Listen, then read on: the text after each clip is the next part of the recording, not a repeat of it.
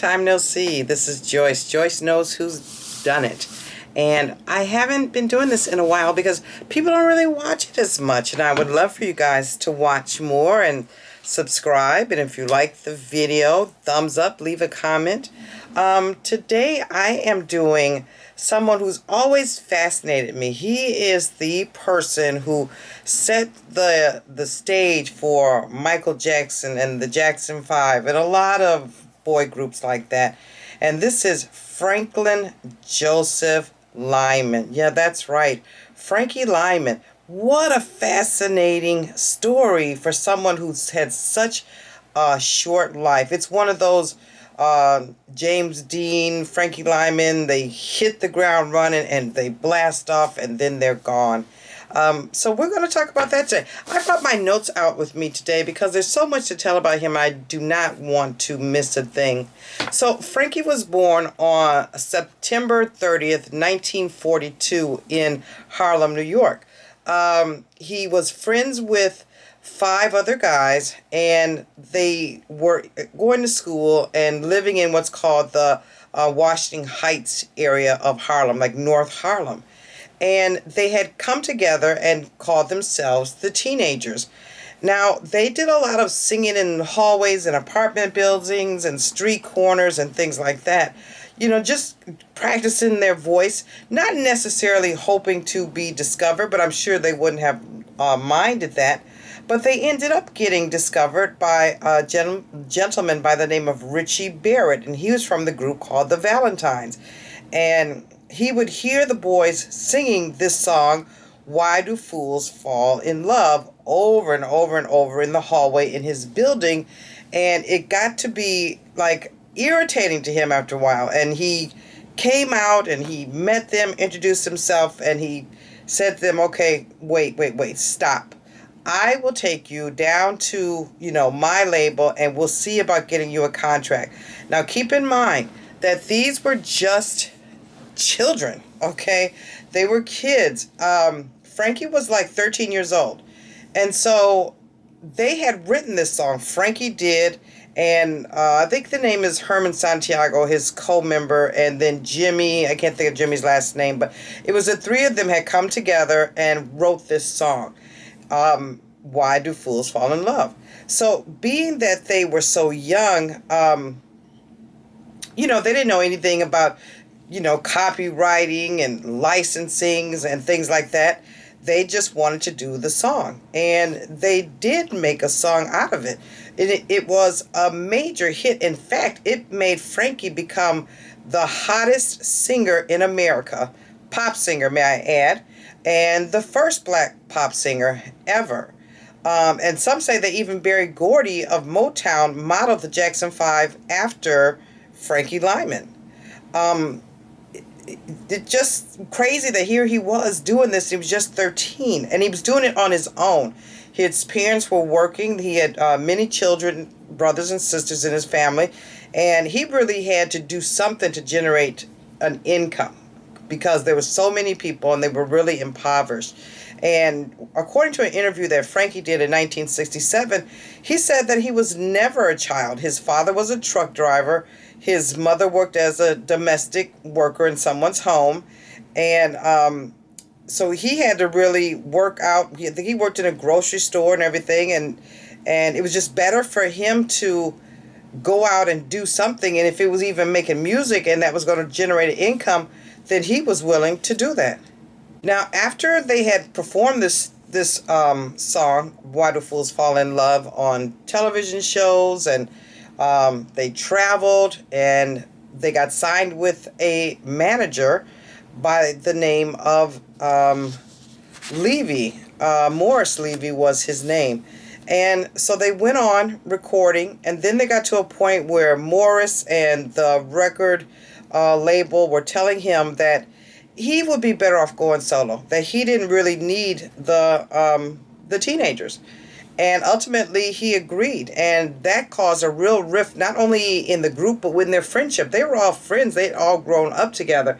And so when Frankie said that he was leaving them, that sort of left them in the lurch. I mean, they tried to push on without him, but they just you know, they didn't have really an attraction. Even though their voices were beautiful, they didn't have that wow factor with Frankie being gone. So Frankie goes on and he makes another song, and it's not as big of a hit as Why Do Fools Fall in Love, but he made Goody Goody. For Frankie, going out on the road and traveling and having to keep up this hectic schedule got to be quite a lot for him. And he was by himself. He didn't have his family. He didn't have his friends anymore. He just had everybody sort of pushing and pulling on him in every way. And just like any other child, he kind of got lost in the shuffle of it all. He just became like a commodity. So much so that during this time, or by the time that Frankie was 15, he was a full-blown heroin addict. Now, he had tried to get straight like many times, over and over and over, and then he'd get back on it. He'd get straight and he'd get back on it. And then his mother died during one of his periods of being straight, and he completely fell off the wagon at that time. He just, you know, couldn't handle the pressure of the news. During this time, his popularity started fading more and more. He wasn't coming out with the hits. And as what happens in this Hollywood land or the music industry, you're only as good as your last record. And so with that being the case, he more or less got dropped. During this time, this stretch of time, he proceeded to marry 3 different wives.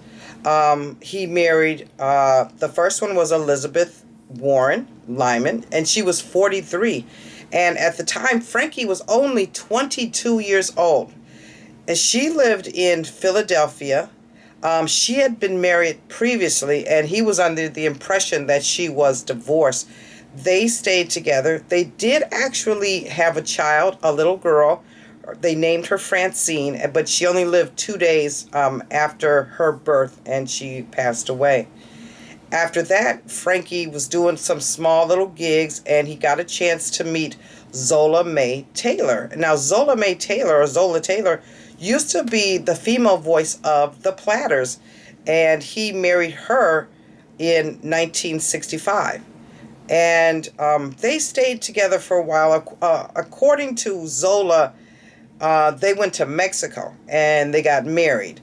But Frankie always said that was just a publicity stunt. So I'm not sure who was telling the truth. Did they get married or did they not? But he was only 23 years old at that time as well.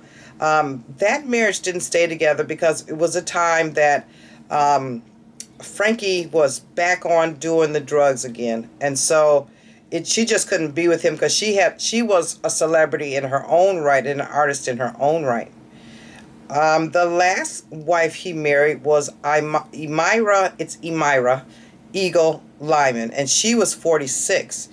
And he was 24, I believe, 24 years old. And she was actually a school teacher in Augusta, Georgia, and they married in 1967.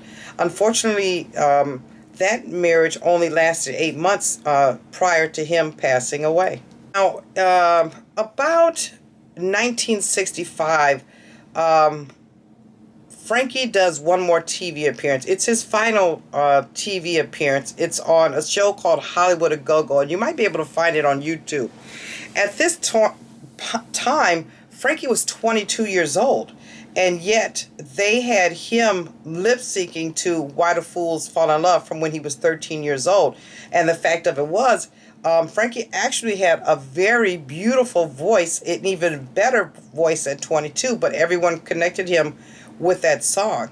The problem was, if you watch the video, and I'm telling you, it's on YouTube. It's Hollywood A Go-Go. It's 1965. Frankie Lymon, Why Do Fools Fall in Love. He looks absolutely disheveled. He looks kind of extra thin, not in good health at all, not well kept. And he's even got a tooth or two missing right in the front of his mouth from abusing the drugs. Now, later that year, 1965, he was drafted into the Army, which he did. He went to the Army and did his basic training and everything else. And at this time, he met his third wife, his last and final wife, which I told you was Emira. He married Emira in 1967. And he really fell in love with her. He was really sort of a lover boy type of individual, a Libra. And the thing was, he kept going AWOL out of the Army. The reason he was doing that is because he wanted to perform at these small gigs he would get in the South. So he would go AWOL, they would bring him back, and he did this so much that the Army finally dishonorably discharged him. And at that point, he went back to Georgia and was living pretty quietly with Emira, thinking that he was going to give up on the whole music industry and just walk away from that. And it wasn't long before that itch, for being in the spotlight and fame and notoriety was really calling on him. He was from Harlem, New York. She was in the South, in Georgia. And I guess life was good for a while, but then I think that would get a little bit old for him, and which it really did. He ended up going back up to New York. He did not divorce her. They weren't on bad terms, but he told her he just wanted to go back up and try to reinvigorate his singing career because he was still very young. And she agreed, and he went back up north. And then in 1968, he met a new manager, not Levy, but someone else. And this manager told him, hey, you know what? I can get you cleaned up. We can get you back out there. Your voice is still good and strong, and we can get you going like you were in the early days. And he was excited as can be for that opportunity to get back out there and be the Frankie Lymon all over again, rather than looking like, someone homeless on the streets. So then on February 28th, 1968, he was scheduled to go to a recording session. There was a couple labels that were interested in him, and he had some material that he written, and he was going to do a whole recording session and reinvigorate his career. And he was absolutely over the moon with excitement. So much so, he went back to his grandmother's house to celebrate. Now, Frankie had been off of any type of drugs, and most especially heroin, for over 3 years. His stint in the military and being with Emira, who wasn't going to have that in her house. She was a school teacher. He had been totally clean. And then he was wanting to celebrate his good luck and fortune turning in his way. And that night, he found someone who was willing to sell him some heroin. And he didn't show up for his appointment that morning at the recording studio. And everyone is really confused, like, what is going on? He wanted to get his career back going, and here he's not even here. Well, as it turned out, someone went to the house looking for him, and there he was in his grandmother's house on the floor, and he had passed away from a heroin overdose. Evidently, because of the fact that he'd taken so much time off from not doing it, his system had a time to kind of get back to normal, and he took the same dosage as he would have taken in his regular addiction days, and he overdosed. And I'll be back with what happened more. It's interesting as I'm sitting here and I'm talking about Frankie Lymon, and I happen to look to my left and my tarot cards are sitting there, and this card is what is turned up. And that was him, the Knight of Cups. The Knight of Cups is a part fire and part water, and very much a Romeo and a romantic and in love with being in love and wanting companionship and bringing love and pleasure to our ears and our eyes. He was such a cute little kid and a nice looking young man, but also indulgent, indulgent in illegal substances, alcohol, all of that. And he comes walking right into your life and steals your heart, as he did for all of us. So Frankie's birthday is September 30th, 1940. Him being a number one life path, that makes sense to me, because the number one life path, they want to work independently, and he did. They want that solo. They want the single shine. They're capable of it. They are leaders. They're in charge. They will step out in front. If you've ever watched any of his performances with the teenagers, he was always right there out front, until it wasn't the teenagers anymore. It was Frankie Lymon and the teenagers. So yeah, he was a go-getter about everything, ready to go, go, go. And I'm sure he was very much in control of a lot of aspects of his life, but not all aspects of his life. The reason I say that is because after he had passed away, the three wives showed up and they presented a lawsuit trying to sue the estate of Frankie Lymon. Well, the first wife, Elizabeth, her situation was sort of dismissed right off the bat because, come to find out, she was married to someone else, and even though they were separated, she still was married to this person.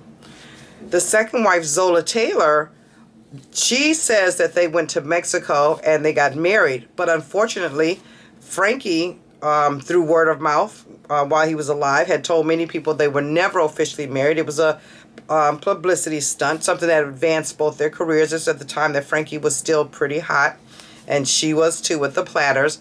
But she says they were, and then they never could produce a marriage certificate from Mexico. So that case was thrown out. And then Emira was deemed as the real wife because she had the official documentations. Except Frankie was the one that was married and hadn't divorced. So that made the original verdict go to the first lady he wed, which was Elizabeth Warren. Even though she was married to someone else, Frankie had still married her. So it went to her. Well, Emira was like, no, because she was married to somebody else. That can't be true. But that's the way the judge ruled on it. So Emira appealed the case, went to appellate court, and ultimately she did win the case as the true wife because they did have the actual documentation, and she was not married to anyone else. She was a single school teacher, and I believe she won something like $500,000. Now, that did not come from Frankie because Frankie had no money. That came because of Morris Levy, which I told you about. Morris Levy was his original manager. Morris Levy had put his name on Why Do Fools Fall in Love as a writer of the record. When the record was written, these little kids did not even know or ever hear of a Morris Levy, okay? And so that went to court, and so she won her money from Morris Levy and his management. That's how she got paid. Now, the other two members that were co-members of the Teenagers, that were co-writers with Frankie Lymon on the song. Later on, they did go to court with it, but ultimately there were several court appeals, and thus far they've lost their appeals. So with him jumping right out there independently and young, not really thinking things through, okay? In the time that he passed away in 1968, he was in a number 9 year. And so that's kind of interesting because that would have been the end for him. That year just would have been the end for him. And when people pass away, this is for all of us, even though you're not consciously aware of it today at this moment, what you do know is that you've had these close calls somewhere or another with death. Maybe you were sick, or maybe car accident, or who knows what. Well, we all have several windows that we can exit out of this world and transition. You can choose to go through or you cannot. And it was a number 9 year for him, and he chose to leave. His actual death was, they say, was February 27th, 1968, but they didn't find him till February 28th, the day before, of an opioid overdose. So I want to do a few cards on him, just in general, and then I want to see if maybe he'll want to talk with me. I don't know if he will. I can never promise you that someone will come through, but I just want to see what was around in Frankie's life. What had Frankie, why was he so troubled? I want to know, why would he even delve into this drugs or these addictions to begin with? He never made it into his number. His birthday is September 30th. So he never made it into his first Saturn return, his 30th part of his birthday. He was a number 9. So that says that he really preferred to do things alone. He was in that number 9 period. He was a bit of a hermit, actually. He was like, you could turn on the camera and he performed, but then he liked to go within himself. And being that he was such a young star and being pushed to support his family with that number 9, that's what he would have done, as well as being unique. A number 9 is a unique individual that you always remember. We're always going to remember him. A number 9 right there tells us that that is the case. But it was hard for him being out in the world like that. If you're a hermity person and you're an introvert trying to be an extrovert, that has got to be difficult. What was going on with Frankie? What was going on with Frankie Lymon?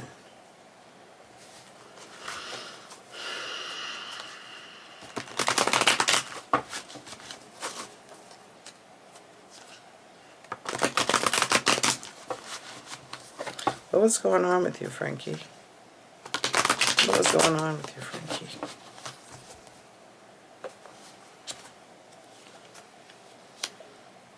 Well, definitely he needed money. We have the King of Pentacles, and that tells me that he definitely, there was money to be had. There was money he wanted. He really, at this time, I'm talking about this period before he passed away, he was looking to be stable. He wanted to be successful. He wanted to be like the man of the house. He never felt like a child, so he didn't want anyone, you know, like telling him this or that or what to do. He was trying to build and grow and reinvigorate his situation. But there was a lot of wrestling going back and forth, and I think the wrestling or bickerment was how he was going to present himself. Was he going to be like the teenager? Or was he going to be like the new grown-up him? There was differences, arguments there. And he was having some internal strife of, how can I do this and become this person, but I'm fighting with the demons that are inside of me. Yeah. Yep. Thank you, Frankie. Thank you. He's here, by the way. Yeah. It's the demons that are inside of him, and you can probably see I just pulled that up. This is not something that I just made up. Sometimes people say, oh, I can't believe that happened. Well, if the cards show it, it is what it is. And yeah, he was wanting to be this, but he really was here. He was oppressed by the record industry. He was suppressed by the fans. People were obsessed with him to make money for them, okay? He was very, he had a very small education. He was street smart, but not book smart. So just like I said, Morris Levy could take advantage of him, and he wouldn't have known any better. Not that he couldn't read or whatever. It's the need to, at 13, you can't even know. The part of your brain is not developed enough for you to say, well, if I sign this 10 years from now, this is what it could look like. But there was this joy and the desire to have fun and a good time and all of that. And he wanted to let that go desperately, desperately. And he could not find a way to get out from under this devil, the devil of life, the devil of his mentality of being broke, his addictions that he couldn't get away from. He had a sexual addictions, because this does speak of sexual addictions. He did have sexual addictions. He did have substance abuse addictions. He didn't know how to get out of that, okay? How can I be this person that's this on the inside, and I got to show this of me on the outside? I need medicine. I need something. And so he was really troubled in that area. So I'm going to leave this right here.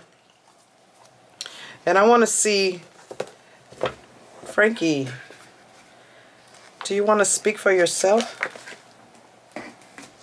He says, I do. Okay. Let me get my cards. These cards are kind of big. I only use them if I can talk to Spirit. They're not made to be read in reverse. They're not really, they are tarot card-ish, but not really. But Frankie, can you please show up and talk to us?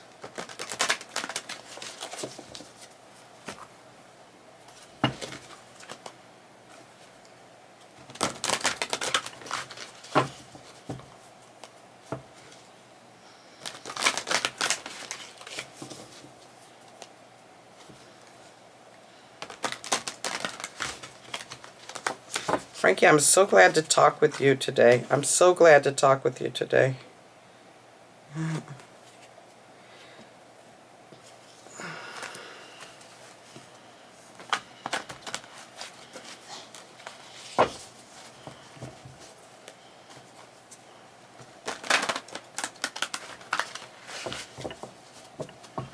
want to know, how are you? Why were you using these substances? Why were you wrestling and fighting with yourself? You're always trying to make people believe that you were going to go straight, and then you couldn't go straight.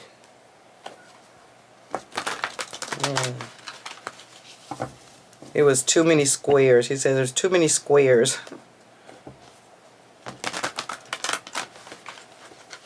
They don't know me.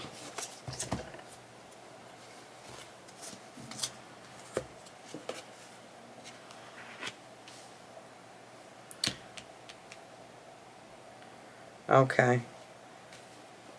So first he says they turned their back on me. And this is the Five of Crystals, like the Five of Pentacles.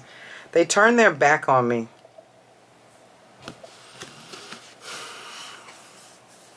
Nobody wanted to hear my music.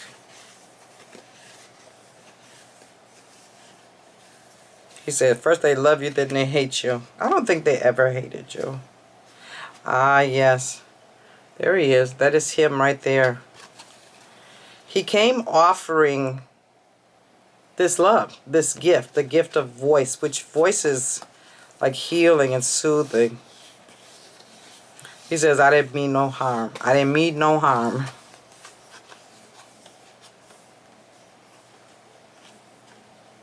They couldn't dig me. He says, I was lost.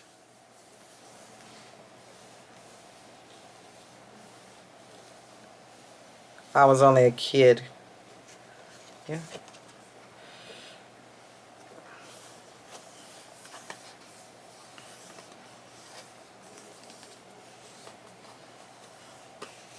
He said, man, it was too many people over me.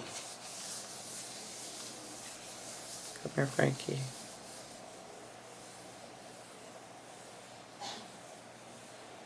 Everybody wanted to rule me.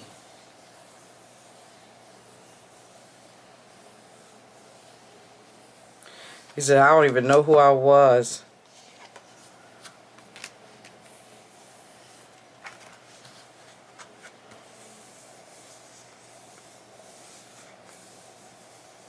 Did you love any of these women? He said, you know.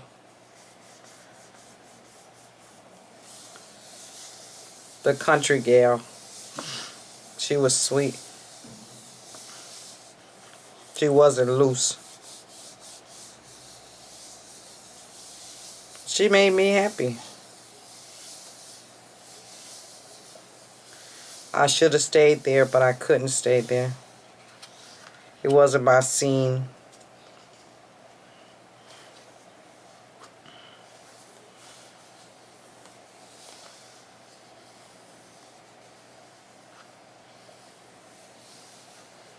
I got the Sage of Chalices.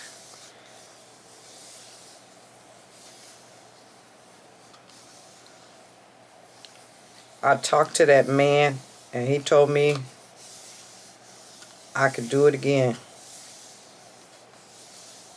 I just wanted to be happy.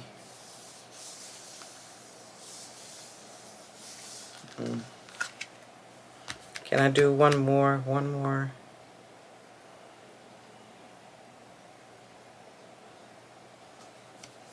One more.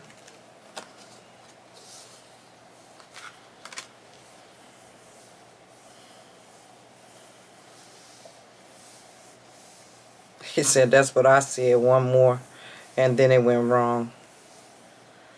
It's the Five of Chalices.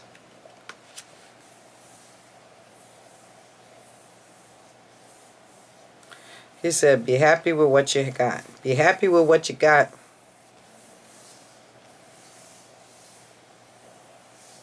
Thank you, Frankie.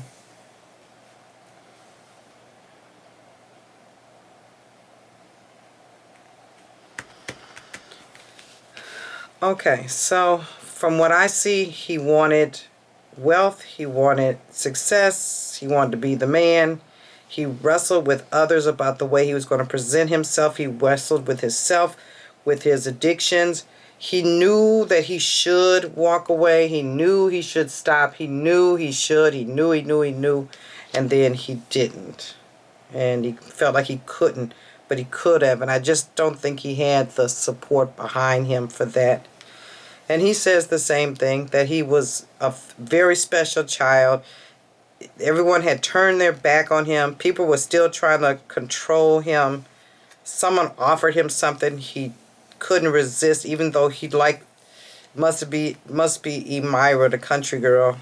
He really did like her. I think the mothering aspect of her.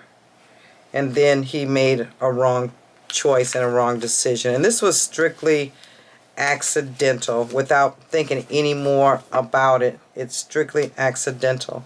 But guys, that's what I have for you for Frankie Lymon. And if you like the channel, subscribe, thumbs it up, comment, and we'll be back with another one real soon. You guys have a good night.